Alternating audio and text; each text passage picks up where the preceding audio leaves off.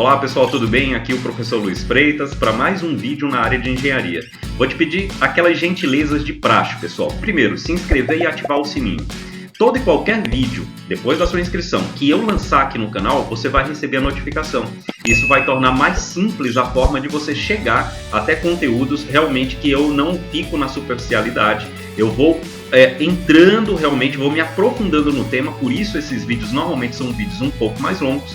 E são vídeos que eu te garanto merecerão a sua assistência, ou seja, assista até o final, merecerão o teu comentário para que a gente troque ideias sobre temas muito interessantes dentro da engenharia e merecerá também o teu compartilhamento, fazendo com que esse vídeo ganhe relevância dentro dessa plataforma. Assim eu te ajudo com o meu conhecimento e você me ajuda a tornar esse canal aqui conhecido, beleza? Vamos direto ao vídeo então? Forte abraço, bons estudos e vamos lá! Então é o seguinte, ó. O início da coisa, ela começa aqui, ó, capítulo 4, tópico 4.3, ele começa com um sisteminha de primeira ordem, e ele coloca o formato geral do sistema de primeira ordem, que é, aliás, desculpa, o sistema de primeira ordem está aqui, ó, A sobre S mais 1. Então, nota, beleza, ó, tá vendo, ó? É esse cara aqui, ó, e na verdade ele nem aumenta muito a figura, né, em si. Não sei se dá pra gente... Não, tá dando pra ver. Tá dando para ver, né?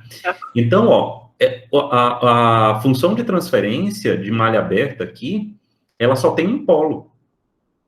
Então, o que é a diferença entre a ordem e o tipo é que o tipo é o número de integradores que você tem na malha direta. Aqui eu não tenho nenhum, porque eu não tenho nenhum S isolado, tá? Agora eu tenho um polo. E esse polo, ele tá aqui, ó, em menos A. Agora, quem seria C de S se R de S fosse um degrau unitário? Então, a gente vai colocar sempre como referência o degrau unitário, naquela função que até o instante zero ele é zero, a partir de zero ele é 1, tá? Beleza. O que é que acontece? Para eu encontrar C de S, eu vou fazer uma multiplicação entre R de S e G de S. G de S é isso, R de S vai ser 1 sobre S, por isso que C de S vira isso aqui, ó, aparece um S aqui a mais, tá vendo? Então, não é que esse sistema é tipo 1, ele é tipo 0, porque esse S, ele vem da referência, ele vem do degrau, tá? E aí, o que é que ocorre, né? Aí, deixa eu diminuir um pouco aqui, porque senão a gente não vai conseguir ver nada. Aí, o que é que ocorre? Então, o que é que acontece, ó? A resposta, o C de S, desculpa, o C de T, ele tem esse formato aqui da curva azul, tá certo? Ele tem esse formatinho aqui. A gente vai fazer uma simulação e você vai ver. Ele vai acompanhar esse formato aqui, ou seja, ele tende lá no tempo infinito, ou seja, no estado estacionário ou regime permanente, ele tende a 1, tá vendo? Ó? Ele tende a acompanhar a entrada. Por quê? Porque ele é um sistema tipo 0 e a entrada é um degrau. Então, pode até haver um errinho. Ele pode não ir exatamente para o 1, mas ele vai ficar abaixo do 1, quase sempre abaixo do 1, e vai ter um comportamento constante a partir aqui de 4 sobre A, né? A constante de tempo é 1 sobre A. Então, de 4 constantes de tempo, ele tende a ficar no seu estado final, no seu valor final. E aí, para esse tipo de resposta, a literatura elege determinados tempos. Então, por exemplo, TR, tempo de subida, TS aqui, que é o tempo de acomodação. Então, ó, o TR é o tempo que o sinal leva para alcançar 90% do seu valor, tá vendo? Aliás, tem literatura que fala que é 98% do valor, tá? Mas aqui está em 90%, tá vendo? Ó? E aqui é o TR, é de 10% a 90%. Então, a gente tem aqui o tempo de subida. E o tempo de acomodação, ou seja, até chegar a um valor constante, isso para um sistema de primeira ordem, é esse TS aqui, ó. Certo? E aí tem como calcular essas duas grandezas. Aqui é para outro exemplo, e depois eu vou falar sobre ele. Então, aqui ele está falando, ó, sobre o tempo de subida, né? Mas eu vou mostrar no exemplo que eu acho que fica bem mais claro a gente fazer. Então, por exemplo, ó, Nesse sisteminha aqui, ó, o G de S é 50 sobre S mais 50. Então, eu tenho um polo lá em menos 50. Beleza? Então, sistema de tipo 0, ordem 1. Quando ele responde a um degrau, o que é que vai acontecer? O que é que acontece, ó? Eu tenho um G de S,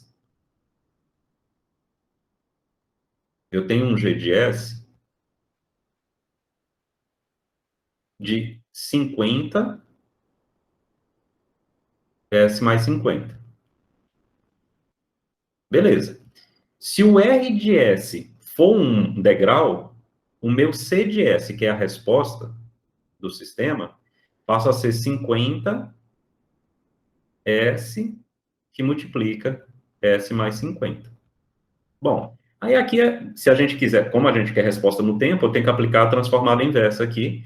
A gente vai ter aqui uma constante 1 sobre S, mais uma constante 2 aqui sobre S mais 50. Se a gente for calcular o K1, então deixa eu mudar aqui a cor. Se a gente for calcular o K1, aí a gente sabe que vem da seguinte forma. C de S vezes S, que é o denominador de K1, quando S é igual a zero, que é a raiz do denominador de K1.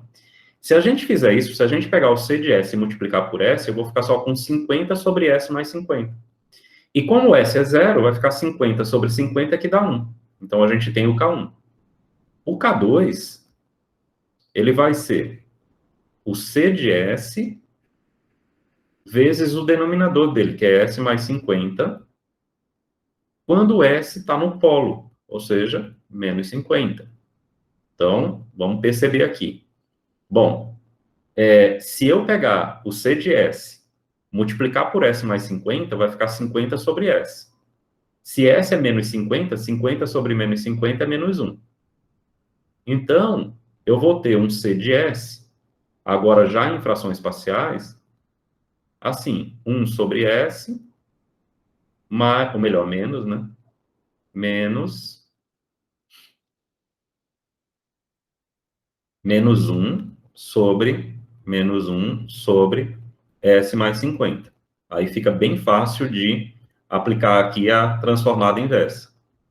Então, a transformada inversa, eu vou obter o C de t, que é igual a 1 menos exponencial de menos 50t.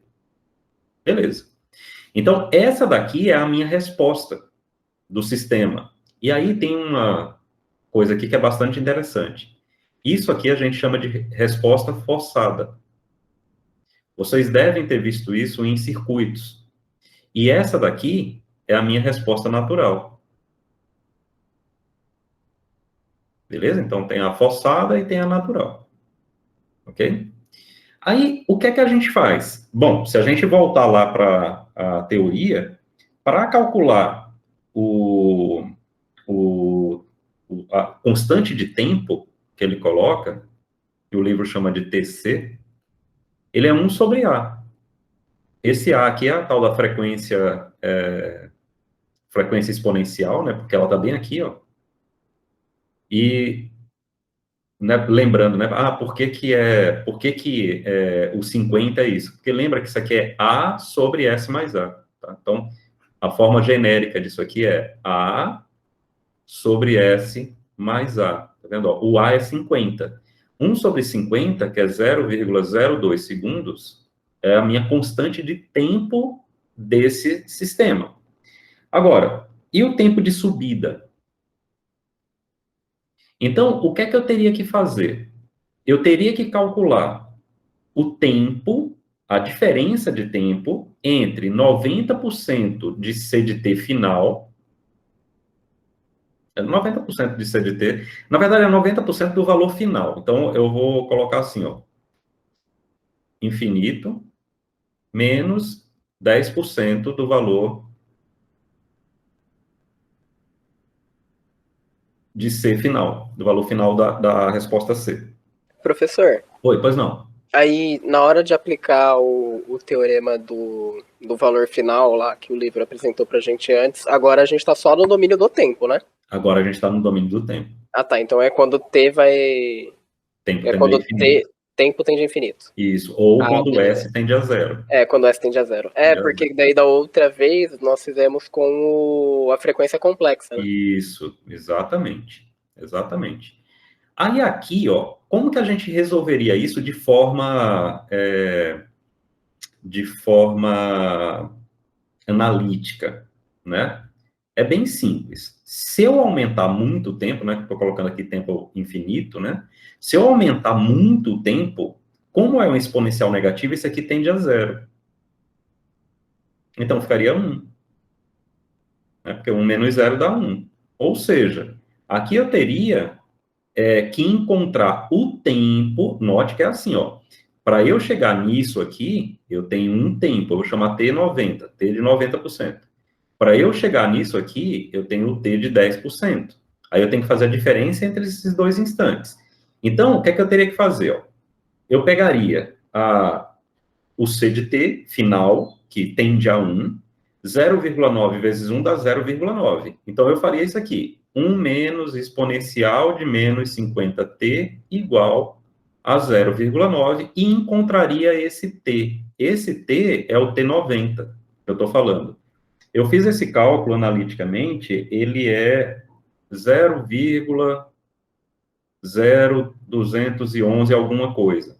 E depois eu faço assim, 1 exponencial de menos 50t igual a 0,1, porque é 0,1 vezes 1, e eu encontrei, eu estou chamando isso aqui de tempo 10, que é o tempo de 10%, eu encontrei isso aqui, não, desculpa, é o contrário. Esse daqui, eu coloquei ao contrário aqui. O T90 é 0,04 0,04605. E esse daqui é que é o 0,00211. Então, essa diferença de tempo é que é o tempo de subida. E aí dá na faixa de 0,0439 segundos, tá? E o tempo de acomodação, que é o TS, ele é aquele quando eu pego é 0,98, é 0,98, ou seja, ele é na faixa de 2% maior ou menor do que o C de infinito, do que o valor final. Ou seja, a gente já sabe que isso aqui é 1, então, note, né, pessoal, é o tempo para isso, tá? É o instante para isso, não é que o TS é igual a isso aqui, não, tá? Então, deixa até eu fazer assim, para evitar o sinal de igualdade aqui. É esse instante, quando o valor de C de T for igual a 0,98, porque C de infinito é 1, aí eu vou ter o T de S. Ou seja, eu faria assim, né? 1 menos exponencial de menos 50, eu até posso colocar assim, ó, T de S igual a 0,98. Aí eu encontrei esse T de S aqui igual a 0,07824 segundos. Beleza. Só que eu disse assim, cara, fazer isso aqui analiticamente, obviamente você tem a calculadora na mão, dá para fazer, um exponencial, não tem nada de complicado. Mas a gente gasta tempo. Aí o que é que eu resolvi fazer, né? Resolvi fazer o seguinte. Aqui na primeira linha, eu coloquei o 1 menos exponencial de menos 50. Eu coloco o x aqui, mas x é t, tá? E ele deu essa resposta aqui, ó, tá vendo? Eu vou aumentar um pouquinho aqui mais, ó. Ele deu essa resposta aqui, ó, tá vendo? Aí, eu fui calcular os tempos, ó. Se eu coloco essas duas, ó, 10% e 90%, o que é que ocorre? Ó, o 10% está ocorrendo bem aqui. Ó o tempo, 0,0461, tá vendo? Lá eu coloquei 0,04605. Tá? Então, é uma aproximaçãozinha aqui. Aqui é 0,5. E no 1, ó, tá aqui o tempo, ó. É 0,21. que é no 10%, né? 10% de 1 é 0,1. E lá eu coloquei 0,00211. Então, ó, dá uma boa aproximação. Se a gente quer o tempo de acomodação, eu coloco aqui no 0,98 e olha o tempo aqui, ó, 0,0782. O meu deu 0,07824. Tá vendo? Tem um 4 aqui no final. Então, o Desmos é fantástico, cara, porque de forma muito simples a gente consegue resolver tudo, né? A única coisa que a gente tem que ter, obviamente, são os conceitos, porque sem o conceito, você não faz nada, né? Essa parte ficou entendida? Por mim, tranquilo, professor. Tranquilo? Uhum. Estamos em 3, né? Tem o Jonathan. Jonathan, beleza para você? Tranquilo?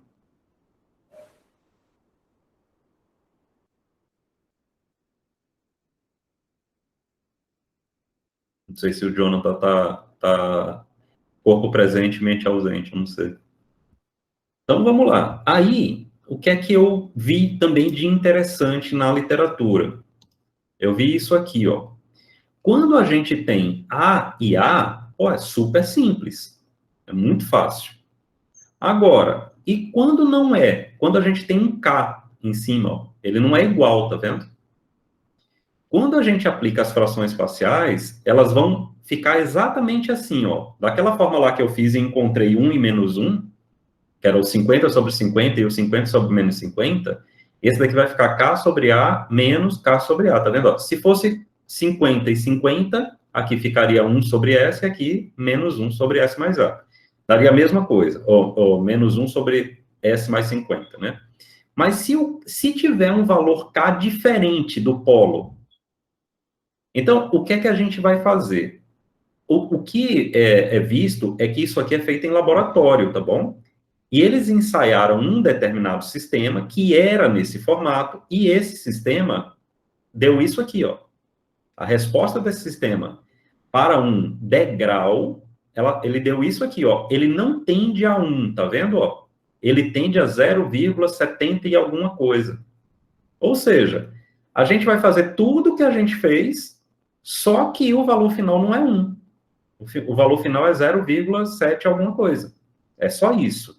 E isso, às vezes, na literatura, confunde, porque ele diz aqui, ó, 63% de 72, de 0,72. O 0,72 é o valor final, não é 1, certo? E ele diz assim, ó, a constante de tempo, ele diz que é 63% desse valor final. Essa é uma outra forma de calcular a constante de tempo, tá? 63% do valor final. Beleza. Então, o que é que acontece? Lá no nosso caso, né? 63% de 1 é 63%. O inverso disso, então, daria um número lá astronômico. Por quê? Porque lá a gente tinha o 50 sobre 50. É diferente daqui. O K aqui não é igual ao A, tá? Então, tem que prestar bem atenção nisso aí. Aí ele determina que o valor de 63% é isso aqui. Desculpa, né? Eu estou falando bobagem aqui. Eu teria que encontrar, nesse nosso caso, vamos ver aqui uma coisa. Espera aí. Deixa eu compartilhar de novo essa tela. Vou voltar aqui com essa resposta.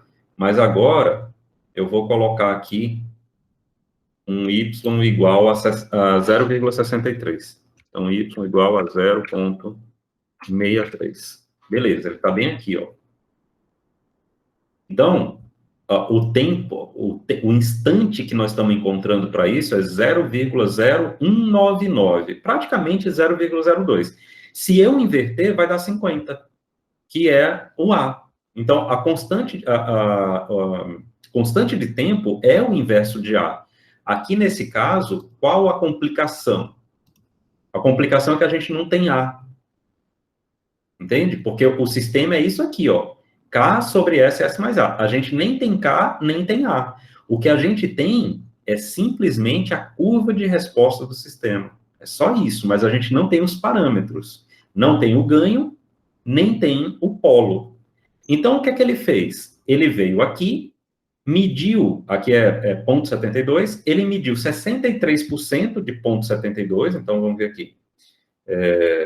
Ponto 63 vezes ponto 72, ele encontrou 0,45, aí ele vem aqui em 0,45, aqui, e,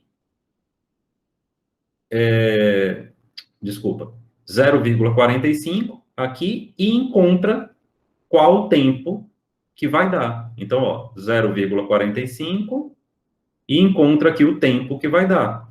E aí ele encontrou esse tempo em 0,13. Tá? 0,13 segundos. Pelo menos é isso que eu estou entendendo. Peraí, deixa eu ver aqui. Deixa eu ver só se eu fiz o cálculo certo. Ponto 63 vezes ponto 72. É 0,45. Então, 0,45 tem que dar aqui mesmo. Então, vai dar 0,13. Ele, né, pelo cálculo dele lá, 0,13. Então, quem é o A? É o inverso de 0,13, que dá 7,7. Ou seja, então eu já tenho esse A aqui, ó. Esse A é 7,7. Beleza. Para obter o K, o que é que a gente faz? A resposta forçada, ele atinge um valor em regime K sobre A em 0,72. Isso aqui, ó. Porque se a gente aplicar a transformada inversa, isso aqui vira K sobre A. E esse valor K sobre A é o valor final. Por quê? Porque essa vai resultar em uma exponencial negativa. Ou seja, para um tempo muito grande, ela vai anular. E aí eu vou ficar com K sobre A menos K sobre A exponencial de menos AT. Essa parte zero, eu fico com K sobre A, ou seja, K sobre A, então, é 0,72. Como eu já tenho o A, eu passo o A multiplicando 0,72 e encontro o K em 5,54. Então, é isso que eu tenho, tá? Aí, veja, o que é que eu fiz? Eu peguei, vim aqui no décimos de novo. Deixa eu tirar essa curva aqui. E montei essa curva. Professor, a gente não está vendo a telinha do desculpa. Ó, vocês estão vendo essa curva em preto aí, né? Sim. Essa curva em preto é a resposta desse sisteminha aqui, ó. Y igual a K sobre A menos K sobre A exponencial de menos AT, tá? Aqui já aplicado a transformada inversa. Agora, para um A de 7,7 e um K de 5,54. Veja que aqui eu encontro, vou pegar um tempo aqui distante, ó. Eu encontro exatamente o valor aí, 0,7184, que é aproximadamente 0,72, que foi aquilo que ele mostrou no livro. Então, tem que ficar atento que no livro eles pegaram a curva para encontrar os parâmetros e não o contrário. Então, eles partem da curva para encontrar os parâmetros. Tá? Porém, o que é mais importante? É entender que a resposta de um sistema de primeira ordem é sempre desse jeito aqui, ó. Sempre desse jeito. Ele não tende a ultrapassar a sua excitação. Ele sempre fica abaixo da sua excitação, né? Normalmente, a não ser que você tenha um distúrbio. Mas ele normalmente fica abaixo da sua excitação. Por quê? Por causa daquela resposta forçada menos a resposta natural. E a resposta natural sempre é uma exponencial negativa. A não ser que você tenha um polo no semiplano direito. Aí, destrambelha tudo. É como se eu tivesse isso aqui, ó. Eu tirasse esse sinal menos. Tá vendo aí, ó? Não faz muito sentido, né? Porque, ó, o que é que acontece aqui, ó. No tempo positivo, ó, o que é que acontece com o sistema. Não faz muito sentido pra gente, né? Então, quando você coloca, aí sim. Aí você tem a resposta no tempo, de acordo com o gráfico de uma função, né, de um sistema de primeira ordem tradicional.